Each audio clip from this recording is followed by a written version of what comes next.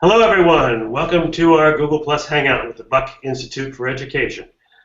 I'm John Larmer, Editor-in-Chief here at BIE, and we're talking today about one of our gold standard project-based teaching design elements, sustained inquiry in projects. So we have three guests from our national faculty and from a school down in San Jose, which I'll have them introduce themselves in a second. A few notes first.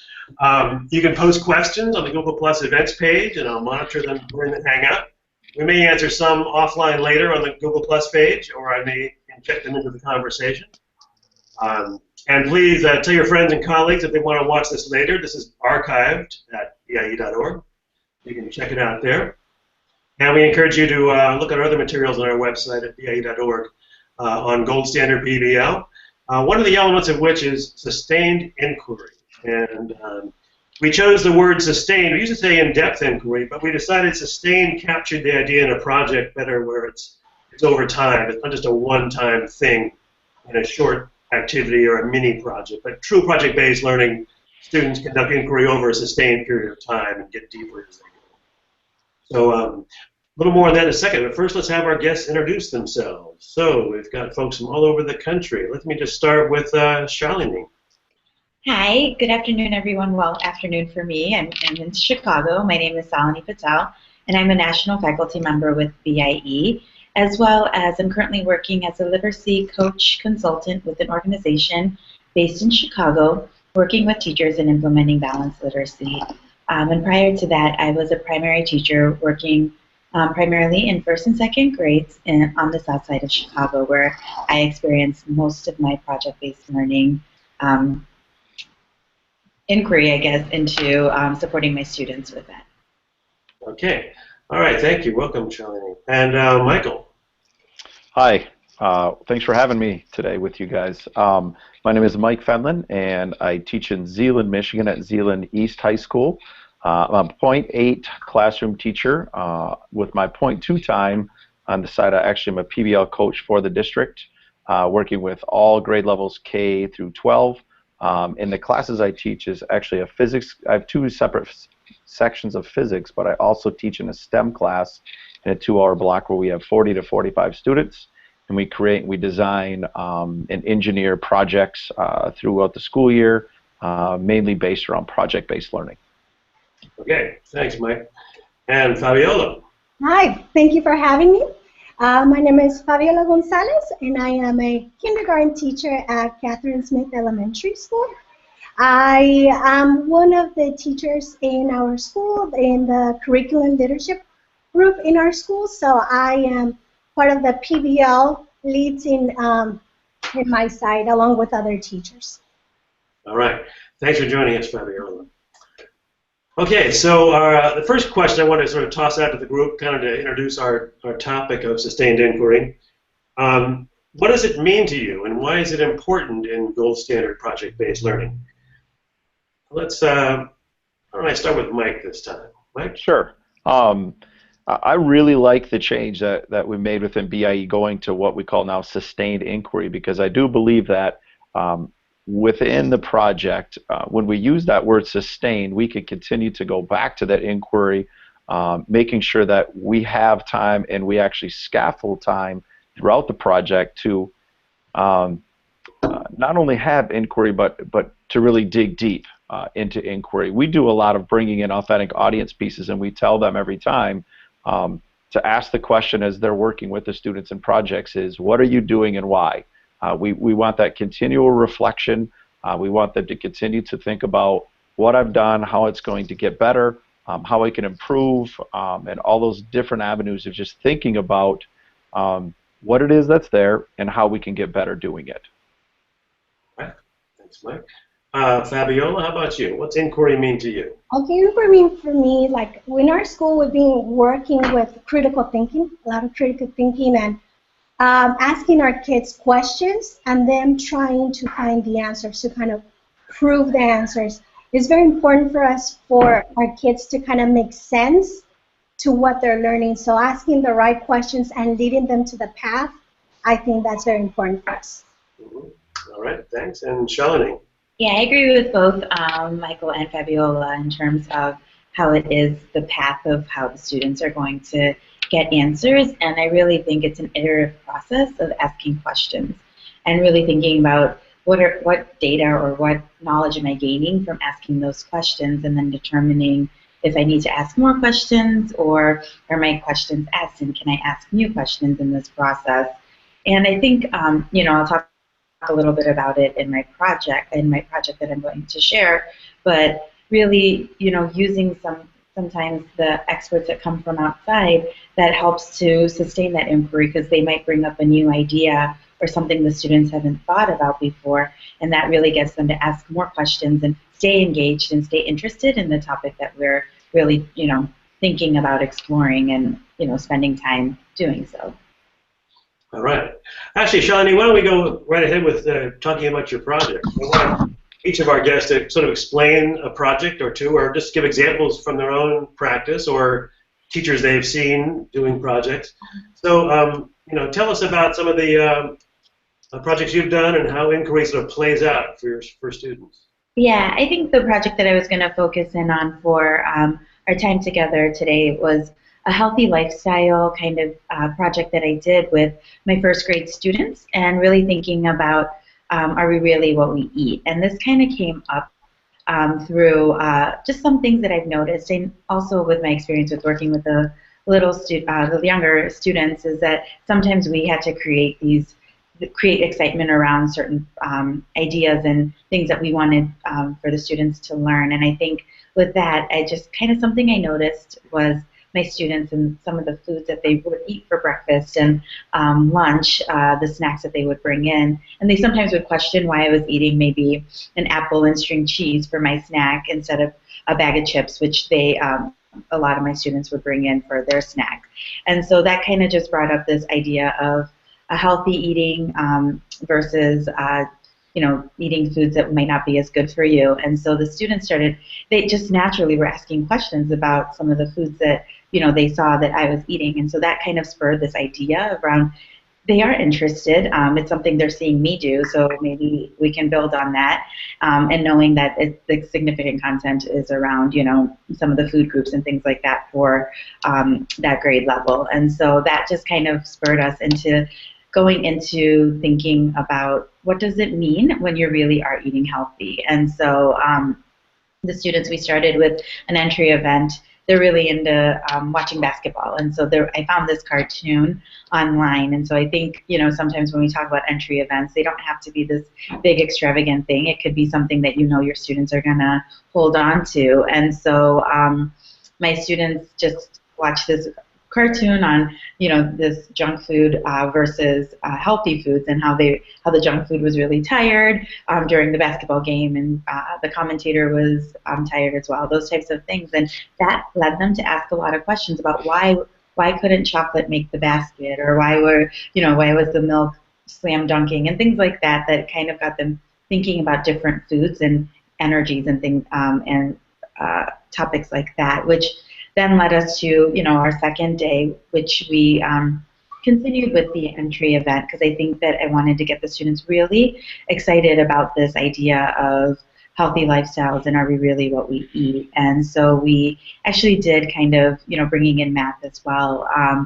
We did a poll around which cereal they would eat based on the cover box, or the box that they saw.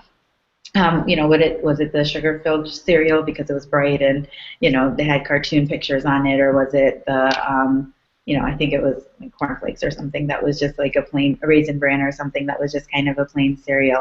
And we talked a little bit about that, and they also began asking questions around that and why it was important. And through our inquiry, we continued asking those questions of how do healthy habits help me and my family go stronger and live longer. And they got to interview their family. So they were actually thinking about what they eat on a daily basis at home and journaling that, and learning from our outside experts that came in. We had a pediatrician come in, as well as a nutritionist who, the end product was to create a a menu for a local gym that I went to, and so a nutritionist gave them feedback on that, and through that feedback conversation, the students started asking more questions, and that just brings us back to that sustained inquiry. It was something that not that they were losing steam, but having somebody come in to talk about their experience and what they notice, and just kind of giving them feedback on what the diaries that they were keeping around what they're eating.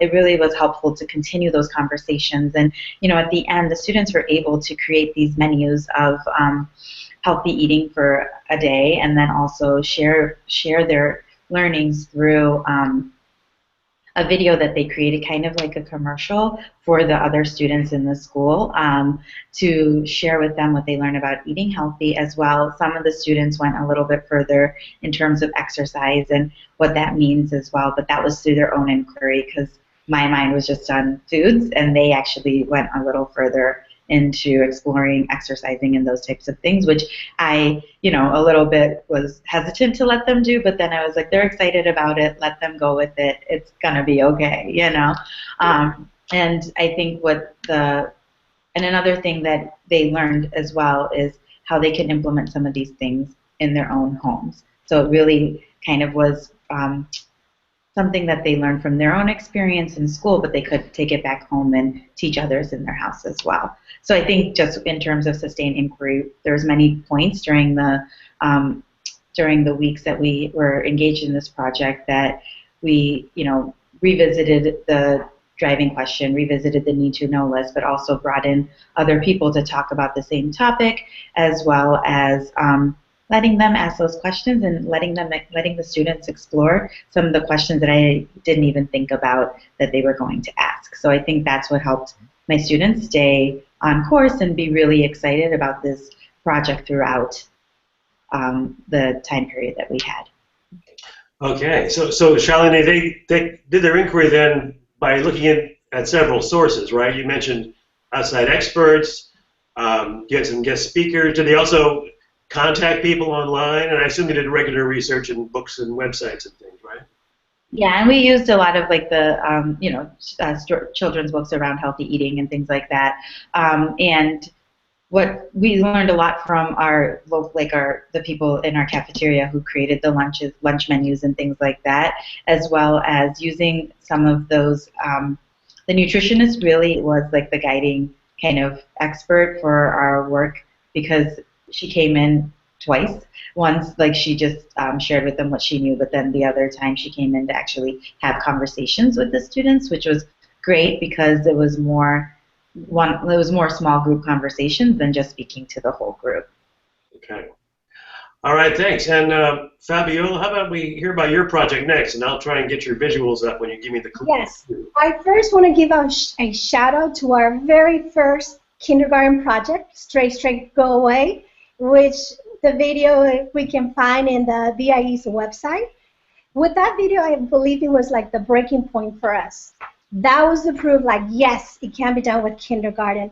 So we're currently in our 4th year with PBL. So the project that I'm going to share, the title is, What Do the Letters Say? And our driving question is, how can we teach the preschoolers the letter sounds? In kindergarten, we were always thinking, well, how are we going to make sure that we also teach the foundational skills? We always thought, oh, it has to be separate from the project. So with this project that I'm going to share, we built the project around letter sounds. So we knew that we needed to make sure that the kids knew their letter sounds right away so we can get them with the reading right away. So we know that small kids love to help. And we partner up with our Head Start class that is housed here in our campus, and we went to visit them, and they did the entry event for us. So Miss Anna, the preschool teacher, basically told them that they know she's teaching them the letter names, but she needs our preschoolers to teach the letter sounds. So that's how we started our entry events. The kids got excited, and then we came back the next day, and we did Yes. Let me just clarify. So the kindergartners were asked to teach letter sounds to the preschoolers. Yes. By the preschool teacher. Okay, got it. Yeah, so it has that accountability that they're not just learning it for themselves, but they're going to put that skill to action to share it with other people. And then we're also making that connection within our project that the letter sounds is going to teach us how to become readers and writers. So they're learning how is that going to help them out. So then we also have the need to know. So I believe you have that slide. Yeah, let me just share my screen here. And so at this age, the students are making more statements. So as a teacher with primary, we help them reword it and put them in a sentence, in a question format. So what we came up with is, what are the letter sounds? It might seem simple for like upper grade students. I know that it's not supposed to be something that you can Google, but for this age, they can't really Google that answer. So we try to put something that they can make sense. The other thing was, when are we going to teach the preschooler? So it gave us the timeline and how we're going to teach it. So we had different questions, and we talked about it as a class, and the students said, well, let's go ahead and teach them the letter sounds with a picture. They were driving some of that background knowledge with our current phonics program that we use. The phonics program that we use is called Listos, and it has a picture that the kids can use and a movement. For example, for B, in our Listos program is baby, baby, baby. Interruption. Oh, sorry for that. And then our kids. Alonso Rivera, please come to the It's front cool. office. okay, the real school we're coming from here. Yes, yes. Front office. Thank There you. we go. Okay, so the students decided that they wanted to make a video, and they needed to include a picture and some kind of art, and they had to come up with a movement. So we gave them the voice and choice by having them choose the letter that they wanted. So we had 26 letters. We asked every student, which letter do you want? A lot of them, of course, choose the first letter in their first name.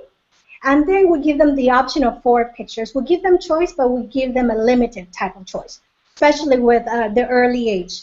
Then they had to choose the picture, and then they had to come up with a movement. So we did this one-on-one.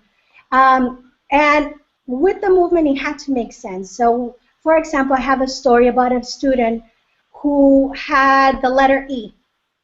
And his movement was very similar to the letter A that another student had come up with. So we talked as a class, well, they're very similar movements, so we don't want to confuse the preschoolers. So again, we faced the problem. We talked about how to solve it. So my students was having a hard time he was just coming up with random movements. And I kept asking, well, how is that connected to the letter E? He had chosen an elephant. And so since he was kind of stuck, we asked for the input of the class. And they said, oh, yeah, elephants have trunks. Maybe you can do a movement with a trunk. Or elephants have big ears. Maybe we can do a big movement with ears. So at the end, he chose the movement with the ears, like this, eh, eh, eh. So again, it's like critical thinking for our students to kind of make sense of what they're choosing as their movement. So that was one of the inquiry process that we went through.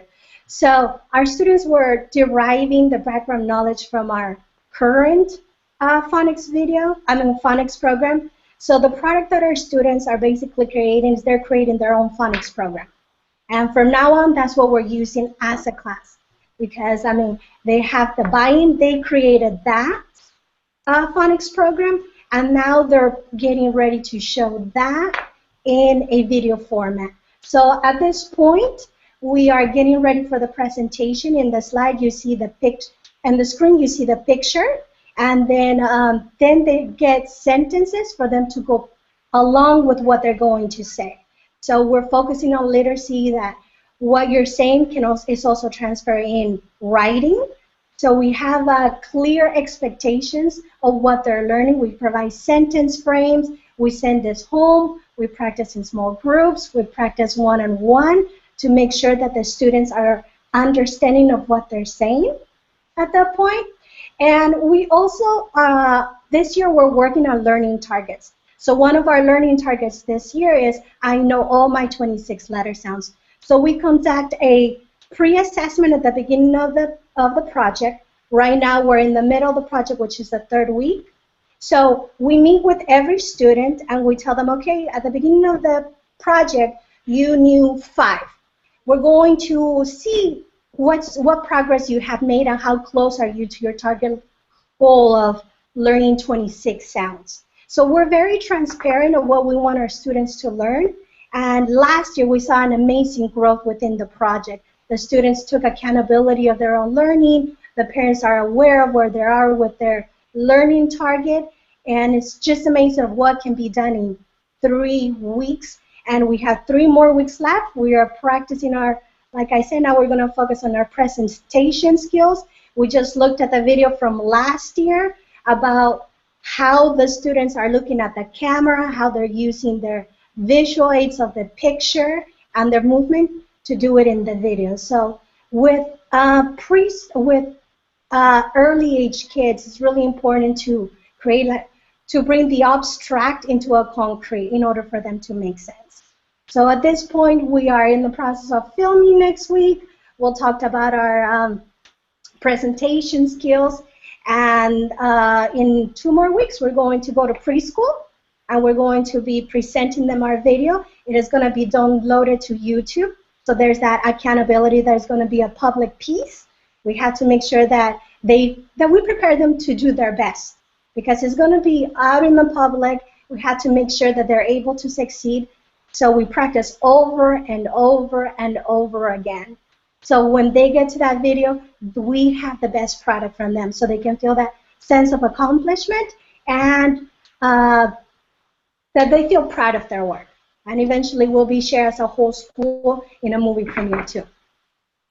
Okay, thanks, Fabiola. Good luck with the rest of that project. Look forward to seeing the video of the kids. Hey, I was there for that, and you remember for that Straight Go Away project 2 years ago. Great to see the little kids presenting so well. So even with kindergartners, you're saying, Fabiola, that just inquiry begins with just the idea of asking questions, which we're going to then answer during this project, right? And they're going to find their own answers. Yes. Yeah. All right, thanks. Let's hear more of a secondary school perspective. Mike, tell us about a project or two. Sounds good. And I got to give both of you awesome teachers and consultants a big shout out too, because I'm sitting here writing as fast as I can off to the side, stealing your ideas. So I can go back to my teachers in my district and start to pass on those really cool ideas that you guys have come up with and you're implementing. So that's neat. Yeah, so I teach, like I said, I teach physics, and more specifically, the class that's more of PBL based is a STEM class, and it's a combined 2-hour block, like I said, of both algebra and physics content. And that algebra and physics content we merge together so that it seems seamless to them. So there's 2 teachers actually in the room at a time, it's really nice to have, his name's Tony Delore, he's an Apple Distinguished Teacher. So he and I work together, and he brings in a ton of technology. I bring more of that PBL spin to it. And we actually launched one of our projects this year, and this is only the 2nd year in this class. And our driving question, which I have right here, I'm going to read to you. It says, how can we design and create a gravity-powered vehicle to go as far and as fast as possible? So we want our kids building and designing. We want our kids to be, I guess, comfortable in the culture of failing. I continually go back to that saying of John Dewey in the article in the PBL book that we don't really learn from as we're doing it. We learn from our experiences. We learn from the reflection on our experiences. So we make sure that we take our time and that we reflect after everything that we do. We really want to make sure that the students understand that inquiry is what the class is about. We're about process, not product. We obviously want the product to work at the end of it, but if it doesn't, that doesn't mean the student necessarily fails.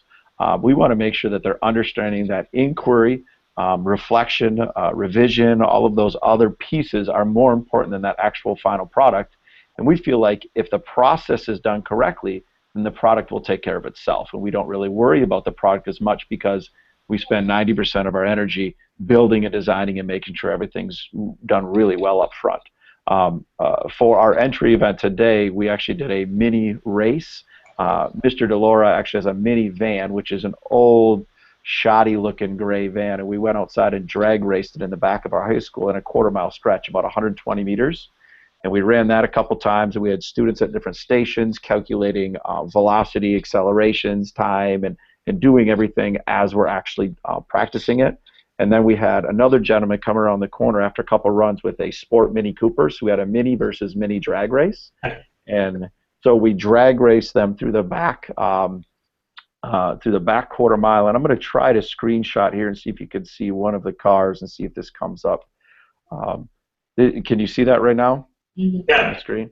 So there's the Mini Cooper on the left, and we have the minivan on the right, and then we raced them a few different times down the quarter mile stretch in the back of our, let me see if I can come back. Am I back now? Yeah. Good. So we raced those down the back of where we're at in the back of our school, and it's funny because this gentleman has had this Mini Cooper for years, and this was the reaction after we raced these Mini Coopers. You could see that the Mini Cooper and the minivan, every student in our class was so engaged, and we knew at that point we had them. We know that tomorrow coming back, they're ready to go with the project, and they're going to be fired up and ready to share out. From that point, we actually put them through the question formulation technique, where we gave them the driving question, and they needed to come up with 10 questions of their own tonight, and then they're going to come back and they're going to prioritize their questions independently down to 3. Then they're going to share out those 3 questions, and then in their teams of 3 or 4, they're going to prioritize and narrow those 9 to 10 questions down to 3 more. So instead of having a huge need-to-know list of what do wheels look like, we're really going to have some pretty in-depth need-to-knows at that point, which we're allowing those students to uncover the content rather than us covering the content at that point. And then we'll go through a process for 2-3 weeks where we're actually prototyping cars, prototyping what we're going to build and design. We actually race the vehicles at the end of the project. We race them down a big grass hill where we have GoPros attached to helmets and things like that, and everything we do is data-driven. So every time they test a car, and they say they're going to test it, one of us have to be there seeing it, and they have to prove that they've collected data, and then they have to prove that it's getting better and how it's not getting better and why. We're constantly bringing in engineers to the class. Right across the road from us is Gentex Corporation. They have hundreds of engineers that work there, so we're always inviting them over to work with our students. Last year at our final event, I think we had around 70 to 80 people actually show up just to watch the kids race the vehicles down the hill. So that was a really cool experience for them and neat for us too, because the final product of the race is more of that celebration piece, where we know that we're allowing the kids to enjoy how hard they've worked over the last 5 to 6 weeks. So that's where we're at, and again, we reflect a lot. It's more about process than product with what we do. All right. Well, thank you, Mike. I wish I was in that physics class. I would have retained a lot. It's awesome. We also build catapults, and we actually shoot balls, like basketballs, around 70 to 80 meters. And that's the second big project. Don't tell them, they don't know that yet. But so we do a lot of cool things in class with these guys. Yeah. All right, great. And that you pointed out a different kind of inquiry in a way. People often think inquiry just means looking stuff up, right, or doing research. Right. But in your case, gathering data on the performance of these vehicles they're building, that's a form of inquiry too. What's the data telling us? They ask deeper questions about how to improve your product. Correct. Not only that part, and also bringing those audience pieces in, and like I said before, it's the what are you doing and why, and that's that constant reflection. It's that constant asking questions, not externally for them, but internally for them too. We want them to internalize what we're doing and how we're doing it. Okay. All right, thanks, guys. I looked at the clock and it's 12:30 already here in California, so we're going to need to wrap up pretty soon. I think I'm going to skip the third question I proposed. Although you could, I guess, fold thoughts about that into my last question, and let's make this our last question. Also, you can say goodbye to our viewers in the same response. So, just what are some typical challenges teachers face when it comes to this essential project design element of sustained inquiry in gold standard PBL? What are some challenges teachers typically face? It could be logistical or sort of just the way they think, and how do they handle those challenges? So why don't let's go with Shalini, then Fabiola, and then we'll finish with Michael. Yeah. And thank you both for sharing. I think I learned a lot too, and I'm, just looking forward to hearing how both of your projects turn out. I think I mentioned earlier when I was talking about the project that my students and I had done together around that whole notion of letting go, and if the kids want to take it in a different direction, it's okay. Like I'm as a teacher, just I have my plans and I want to stick to them. I have my timelines, and it's okay. Things change, and Michael, I think you said it's about the process. And yes, the product is really important because the kids get to see what they're able to create, but they're learning, they're asking questions, they're engaged, they want to learn more about something that maybe I didn't think about, and I think that was one of the biggest challenges is letting go. As a classroom teacher, just letting go and letting this, it's okay if the students actually take control, and especially the young ones, they want to. My first and second graders, when I work with them, they taught me some things, or they asked some questions that I didn't even think would be important in that particular project, but it helped me to understand that it's all about the process and really about keeping them engaged through the process and their inquiry, the things that they're able to gather through the resources we show them and share with them. And so it's just about putting it all together and just letting and being okay with them taking you in a different direction than you had planned. And I think it's hard as a teacher, but it's something that I've learned to be okay with, or I have to learn to be okay with. And so I really appreciate you guys taking the time out to spend with us this afternoon. And hopefully that you got something out of the lessons and the unit projects that we talked about. So I'll just hand it over to Fabiola. Thank you. All right, thanks, Shalini. Good point about teachers letting go of control. It may take some time. You can start off, let go of some control, and by the time you're doing your 10th project, you'll trust the process to let go even more. Thanks. All right, Fabiola. Well, thank you. It has been great as well for me to be here in the other two projects. I think mine goes very along with Seleni's of being flexible and kind of letting go. The other thing is figuring out the right kind of questions for depending on the age level of the students, like in our mentor book, of finding just the right type of questions, the Goldilocks level, that is not too easy and not too hard. But it gets better and it keeps improving as we get more practice. They just open the doors. I got a little bit interrupted. As we get more practice as teachers, we get better, and I think that helps us to guide the students who kind of go off tangent to keep them focused. All right, thanks, Fabiola. Thanks for joining us. Love your stories of your kids. Thanks. Keep it up. And Michael. Yeah, I think one of the biggest challenges that we face in our classroom and in the environment that we've designed and been working in is we're one-to-one with iPads and have been for 6 years in our district. We very much have gotten in the habit of tell me what I need to know and I can look it up and regurgitate it back out to you.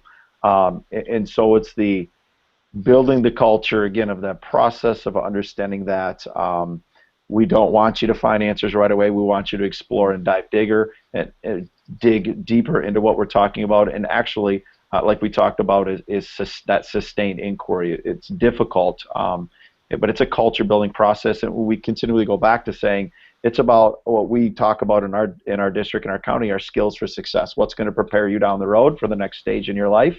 And how can we prepare you best right now to be successful later on in life? So that's one of the big things or the big challenges that we face.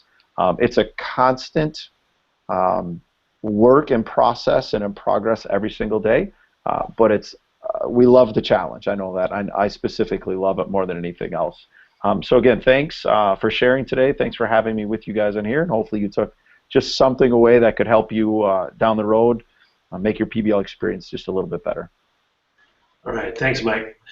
And folks, if you have any questions, please do post them to the Google Plus events page. And I can even relay them to our national faculty and Fabiola if you have a question for them. So thanks for joining us today. This will be archived at BIE.org, like I mentioned, and you can watch it later or tell people about it. And we'll be having another hangout on October 13th with one of our project-based teaching practices, design and plan, how teachers can think about that gold standard project-based teaching practice, design and plan, with some more guests from our national faculty and beyond.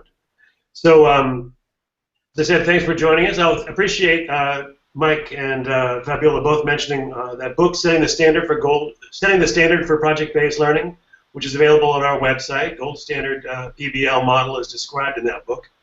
And at BIE.org in the shop, you can check that book out. Also, we have blogs and articles about Gold Standard PBL to describe sustained inquiry and the other elements. So, thanks for joining us, folks, and we'll see you next time. Bye-bye.